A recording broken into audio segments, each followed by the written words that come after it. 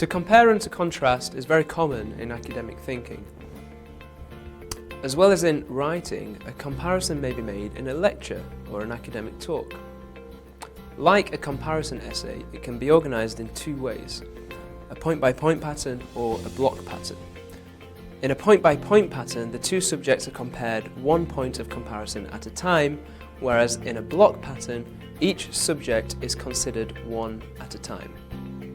When you listen to a lecture of this type, try to listen to what is being compared and whether similarities or differences are being discussed. Listening to an academic talk can be difficult, especially if the content matter is advanced. Taking notes in an efficient and effective way will help you to understand. When you make notes, you should prioritise to identify the important information. It would be impossible to make a note of everything said. Organise information to identify relationships between ideas and concepts presented. Anticipate the upcoming ideas and information. This will consolidate your understanding of the information presented and allow you to prioritise and organise more effectively. Additionally, you already know that there are 5 note-taking methods: the Cornell method, the outline method, the mapping method, the charting method, and the sentence method. For taking notes of comparisons and contrasts in a lecture, we're going to focus on the charting method.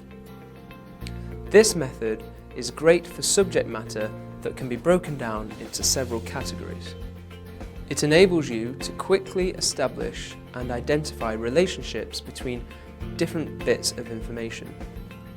Additionally, you already know that there are 5 note-taking methods: the Cornell method, the outline method, the mapping method, the charting method, and the sentence method.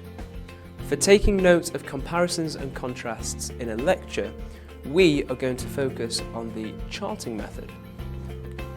This method is great for subject matter that can be broken down into categories, such as similarities and differences. It enables you to quickly identify and establish relationships between bits of information. When you use the charting method, you should follow a number of steps. Step 1. Determine the categories to be covered in the lecture. In a comparison lecture, for example, the categories would be the subjects, the similarities, and the differences. Step 2. Draw a table and head each column with a category. And finally, step 3. Record the information into the appropriate category. Practice this approach in the listening tasks to improve your academic listening skills.